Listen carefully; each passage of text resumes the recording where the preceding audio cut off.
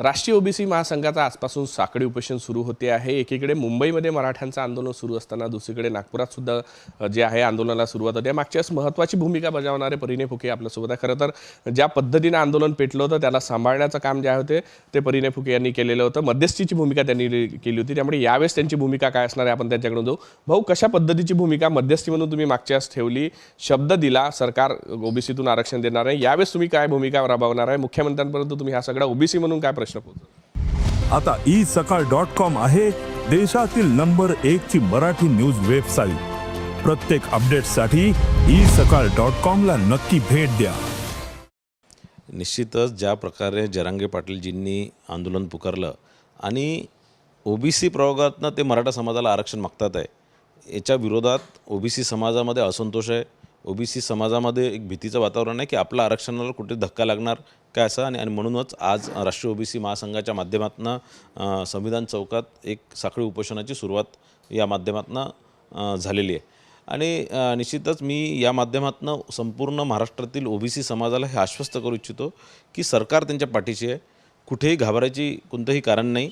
आरक्षण हे संविधानाने दिलेलं आहे, परमपूज्य डॉक्टर बाबासाहेब आंबेडकरांनी आपल्याला हे आरक्षण दिलेलं आहे आणि फार अभ्यास करून हे आरक्षण दिलेलं आहे। आणि म्हणून मला असं वाटतं की ज्या ज्या जाती या सगळ्या ओबीसी आरक्षणामध्ये ओबीसी आरक्षण ज्या ज्या जातींना मिळालं त्या सगळ्या जातींचा अभ्यास करूनच या सगळ्या लोकांचं समाविष्ट ओबीसीमध्ये केलेलं आहे या जातींचं, आणि म्हणून असं काही नवीन कोणती जात त्यात ॲड होणार नाही हे निश्चितच आश्वासन देण्याकरता आज मी तिथे जाणार आहे।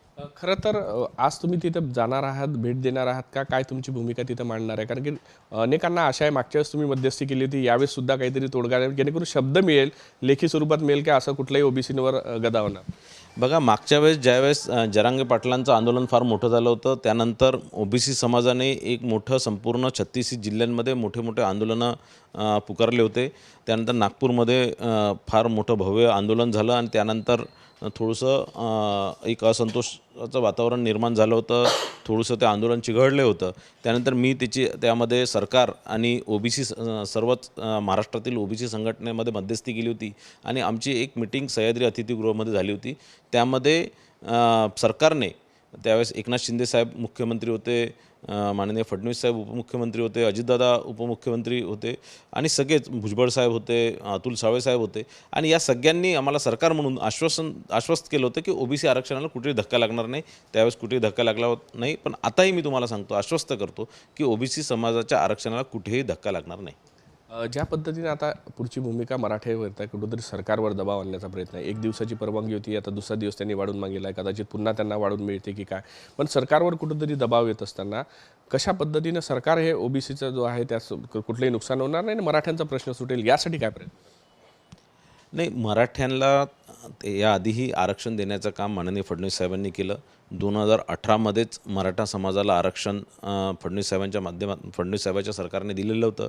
त्यानंतर ते हायकोर्टात 2019मध्ये अनेक लोक त्याच्या विरोधात हायकोर्टामध्ये गेले, त्या 2019मध्ये हायकोर्टात टिकवण्याचंही काम माननीय फडणवीस साहेबांनी केलं।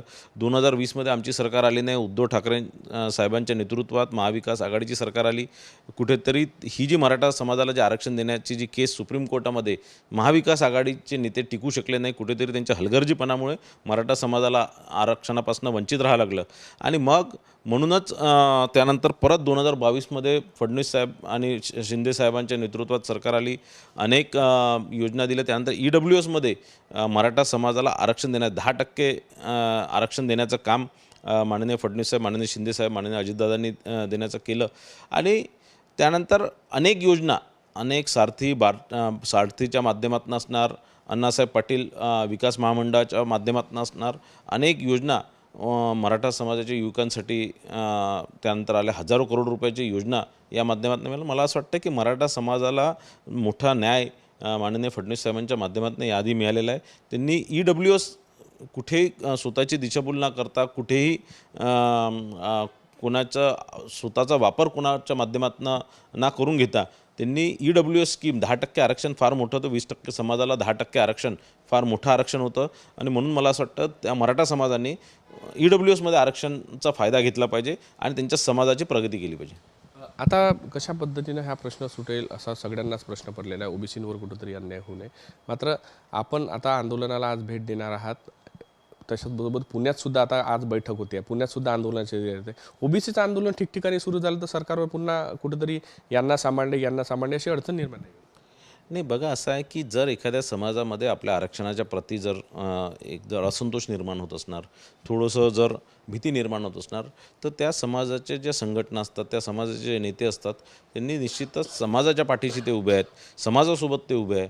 आणि कुठेतरी सरकारवरती जर एखादा समाज, एखादी जात जर प्रेशर करत असणार, तर दुसरंही प्रेशर कुठेतरी मला असं वाटतं ते दाखवण्याचं हे काम अनेक संघटना, ओबीसी संघटना करतात आहे. मला असं वाटतं की याच्यात कुठे तेढ निर्माण होण्याचं नाही, कारण हे सगळे शांतपूर्वकच सगळे उपोषणं सुरू आहे. पण ज्या प्रकारे मनोज जरांगे पाटील आणि त्यांचे समर्थक मुंबईमध्ये आझाद मैदानामध्ये बसून कुठेतरी मुंबईकरांना वेठीस धरण्याचं काम, सरकारला वेठीस धरण्याचं काम करतात आहे, आणि कुठेतरी चुकीने त्यांच्या प्रेशरमध्ये सरकार येऊ नये म्हणून मला असं वाटतं एक दबावतंत्र म्हणा किंवा एक शांतपूर्व मार्गाने कुठेतरी लक्ष सरकारचं या माध्यमातून सर्वच ओबीसी संघटना सर्वच जिल्ह्यात करतात आहे. खरं तर ओबीसीमध्ये मिळणारं आरक्षण हे पहिलेच तुटपुंज आहे, कारण की ज्या पद्धतीनं एवढ्या मोठ्या जातीची संख्या, त्याच्यात एक जात आणि एवढ्या मोठ्या संख्येनं जर लोक आले तर मिळणारं आरक्षण अजून कमी होईल. त्यामुळे हे मागणी जी होती ती योग्य वाटते. बघा, महाराष्ट्रामध्ये 60% हे ओबीसी समाज आहे. 60% समाजाला 27% आरक्षण मिळतं, त्यात 350 जातीचा समाविष्ट केलेला आहे. आणि त्यानंतर परत जे जरांगे पाटील जी मागणी करतात आहे की 391 जात मराठा त्यात अंतर्भूत करावी, तर मला असं वाटतं की परत त्या ओबीसी समाजाला तसंही फार कमी वाटा मिळाला, त्यातले एक परत मोठा वाटा घेणारे वाटेकरी तयार होतील. आज ओबीसी समाजाला फार तुटपुंज असं आरक्षण मिळतं आहे. 350 जातींना फक्त अनेक जिल्ह्यांमध्ये तर 6%च आरक्षण मिळतं आहे, गडचिरोली आणि या सगळ्या जिल्ह्यांमध्ये. तर कुठेतरी ओबीसी समाजावर मोठा अन्याय या माध्यमातून होणार, आणि म्हणून मला असं वाटतं या चुकीची मागणी जरांगे पाटलांनी, असंवैधानिक मागणी जरांगे पाटलांनी करू नये. नक्कीच कुठेतरी जरांगे पाटलांची मागणी ही संविधानिक आहे. पहिलेच ओबीसीमध्ये मिळणारं आरक्षण हे तुटपुंज आहे, आणि अशा परिस्थितीत नवीन समाज त्यामध्ये समाविष्ट केला जाऊ शकत नाही, संविधानिक स्वरूपात समावेश केला जाऊ शकत नाही, अशा पद्धतीची मागणी होणे चुकीचं आहे. त्यामुळे सरकार या दोन्ही समाजाचा कुठं ना कुठं प्रश्न सोडवण्यासाठी प्रयत्नरत असल्याचं सुद्धा जे आहे ओबीसी नेते परिणय फुके यांनी साम टीव्हीशी बोलताना सांगितलं. व्हिडिओ जर्नलिस्ट सौरभ बोलेसह पराग डोबळे, साम टीव्ही न्यूज, नागपूर. देश विदेशातील प्रत्येक घडामोडींचे लाईव्ह अपडेट मिळवण्यासाठी आता साम टीव्हीच्या सर्व सोशल मीडिया प्लॅटफॉर्मला लाईक, फॉलो आणि सबस्क्राईब करा. तसंच सर्व नोटिफिकेशनसाठी बेल आयकॉन प्रेस करायला विसरू नका.